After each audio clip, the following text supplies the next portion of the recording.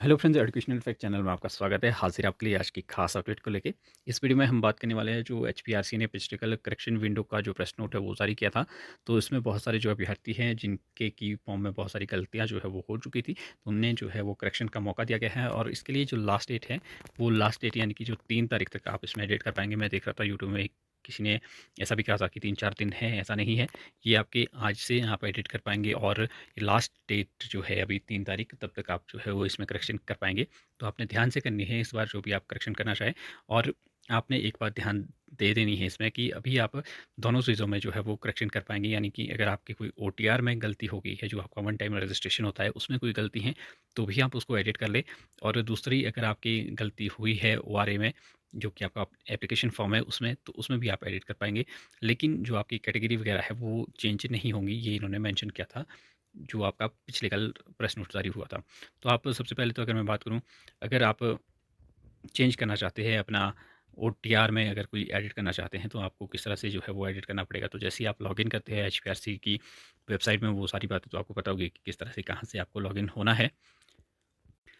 अगर नहीं पता तो आपने क्रोम ब्राउज़र को ओपन करना है, सर्च कर देना है एचपीआरसी, आपके सामने इस तरह का इंटरफेस आ जाएगा और यहाँ पे लॉगिन की ऑप्शन आती है। लॉगिन पे आपने चले जाना है, एज अ सिटीज़न पे क्लिक करना है नीचे, और एज अ सिटीज़न पे क्लिक करने के बाद लॉगिन की ऑप्शन आ जाती है। वहाँ पे बाय मोबाइल से भी आप कर सकते हैं। मोबाइल नंबर आपको मोबाइल पे क्लिक करना है, मोबाइल नंबर आपने डाल देना है, वहाँ पे ओटीपी आ जाएगा। ओटीपी के बाद आप लॉगिन जो है वो कर पाएंगे।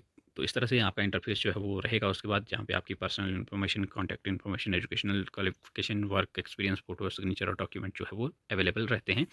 तो ये सभी अगर इसमें कहीं आप एडिट करना चाहते हैं, तो आप इस पे जिस भी पार्ट में जो है वो करना चाहते हैं एडिट, उसमें आप क्लिक करके वहाँ पे एडिट जो है वो कर पाएंगे। नीचे एडिट की ऑप्शन रहती है, तो आप एडिट कर पाएंगे उन चीज़ों को। अगर क्वालिफिकेशन कोई ऐड करना चाहते हैं तो वो भी आप इसमें ऐड कर पाएंगे। तो सबसे मेन रहेगा इसमें जो पर्सनल इन्फॉर्मेशन है आपकी, वो वाला कॉलम आपने अच्छे से चेक कर लेना है, क्योंकि वो बार बार जो है एडिट नहीं होगा। वैसे अगर किसी कैंडिडेट ने कैटेगरी भी गलत डाल दी है, वैसे प्रश्न नोट में तो ये था कि कैटेगरी आप चेंज नहीं कर पाएँगे। तो लेकिन अगर आपकी कैटेगरी गलत हो गई है ओआरए में, तो आपने ओटीआर में जाके पहले कैटेगरी को चेंज कर देना है, जो भी आपकी कैटेगरी है। उसके बाद आपने ओआरए फॉर्म जो है वो फिलअप करना है, तब उसमें जो है चेंज हो जाएगा। हालाँकि उसमें शायद फ़ीस वगैरह के भी इश्यू रहेगा, उस वजह से शायद चेंज ना हो, लेकिन आपने कर लेना है ट्राई, अगर आपकी ऐसी गलती हो गई है कैटेगरी के रिगार्डिंग तो। बाकी तो और चेंजेस है जो वो हो ही जाएँगे। किस तरह से आप कर पाएँगे, आपको यहाँ पे 3 लाइन्स दिखेगी राइट लेफ्ट साइड में, यहाँ पे आपको नज़र आ रही होगी। तो इस पे आपको क्लिक कर देना है और यहाँ पे 3 ऑप्शन जो है ओपन हो जाती है। पहली ये है, दूसरी ये है, तीसरी ये है। तो आपने तीसरी वाली ऑप्शन पे चले जाना है, एप्लीकेशन डिटेल पे। जैसे आप इस पे क्लिक करेंगे, इस तरह से आपकी जो प्रोफ़ाइल है वो ओपन हो जाएगी और यहाँ पे नीचे आ जाएगा कि किसके लिए आपने आवेदन किया है। तो जैसे यहाँ पे एक अप्लाइड इस तरह से आपको नज़र आ जाएगा यहाँ पे, और इसमें आपने इसको लेफ्ट साइड की ओर मूव करना है, और यहाँ पे जहाँ से आप एप्लीकेशन फॉर्म डाउनलोड करते थे, ठीक उसके साथ यहाँ पे जो करेक्ट एप्लीकेशन है वो यहाँ पे ऑप्शन नज़र आ जाएगी आपको। जैसे ही आप इस पे क्लिक करते हैं, यहाँ पे आपको जो एक पॉपअप है वो आ जाता है, और उसमें लिखा होता है कि जो आपकी कैटेगरी है वो आपने जो सिलेक्ट की है वो मेंशन हो जाएगी, और साथ में लिखा है कि आप कैटेगरी जो है वो यहाँ पे कैटेगरी और सब कैटेगरी यहाँ पे चेंज नहीं कर पाएंगे ड्यूरिंग करेक्शन। और इसमें एक बात और भी लिखी है कि आपके जो नो एडिशनल फ़ीस जो है वो कोई भी फ़ीस आपसे नहीं ली जाएगी करेक्शन की। और इसमें लिखा है, The information submitted after correction will be taken from your current profile. Please ensure all profile detail are accurate before submitting the correction. एक बार अच्छे से आपने फिर चेक कर लेना है। इस बार आपको फिर अब कोई मौका जो है वो नहीं मिलेगा, इसलिए हर डिटेल को अच्छे से चेक करना है। Exam centre preference need to be chosen again. तो जो आपकी एग्ज़ाम सेंटर की प्रेफरेंस है वो भी आपको दोबारा से जो है वो चूज़ करनी होगी। तो ये सारी बातें हैं। इसके लिए आपको यहाँ पे प्रोसीड पे चले जाना है। प्रोसीड पे क्लिक करेंगे तो आपका जो फॉर्म है वो ओपन हो जाएगा, और वहाँ पे जो जिस भी पार्ट में आप एडिट करना चाहते हैं कैटेगरी सब कैटेगरी को छोड़ के, वो आप एडिट जो है वो कर पाएंगे। चाहे आपकी डेट ऑफ बर्थ है, चाहे आपका नाम है, चाहे आपका फादर नेम, मदर नेम, जो भी है, आप जो भी चेंजेस करना चाहते हैं वो आप इजीली इसमें कर पाएंगे। तो इस तरह से मैं प्रोसीड पे क्लिक नहीं करूँगा, क्योंकि मुझे कोई एडिट वैसे नहीं करनी है। तो अगर बाद में अगर कभी करना पड़े, क्योंकि ये चांस एक दो बार ही मिलेगा, तो इसलिए मैं अभी इसको नहीं करना चाहूँगा।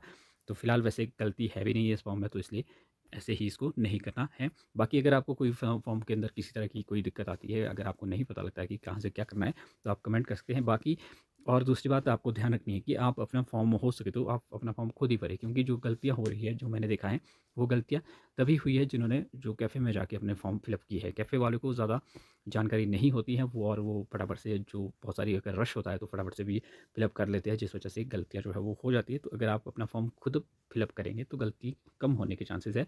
तो बाकी आप अपने हिसाब से जो भी आपको सही लगे वो आप कर सकते हैं, ऐसा कुछ नहीं है। तो फ़िलहाल यानी कि जो आपको करेक्शन की विंडो जो आप माँग कर रहे थे वो मिल चुकी है।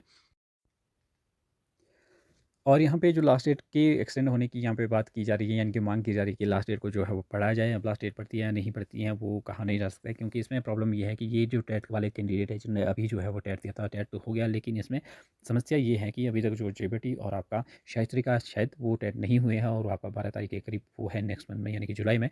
तो अभी जब तक वो सभी टेट नहीं हो जाते, जो बोर्ड का प्रोसीजर रहता है वो उसके बाद ही जो है वो सभी की एक साथ आंसर की जारी करता है और फिर रिजल्ट भी सभी का एक साथ निकालता है।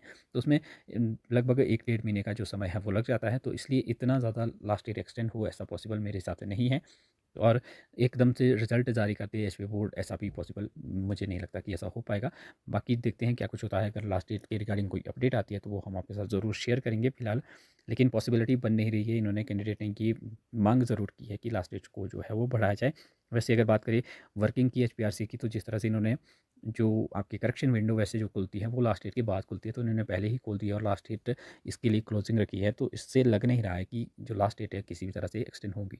अगर 2-4 दिन की बात भी होती तब भी चलो हो जाती है लास्ट डेट एक्सटेंड 2-4 दिन के लिए, लेकिन इतनी ज़्यादा 1 महीने तक लास्ट डेट अगर एक्सटेंड हो ऐसा वैसे हुआ नहीं है कभी। होगा तो दिखने वाली बात रहेगी। बाकी देखते हैं क्या कुछ होता है। बाकी कोई और क्वेरी है, कोई डाउट है आपके, तो आप कमेंट कर सकते हैं। तो फिलहाल अभी के लिए इतना ही, मिलते हैं अगले अपडेट के साथ, तब तक के लिए बाय।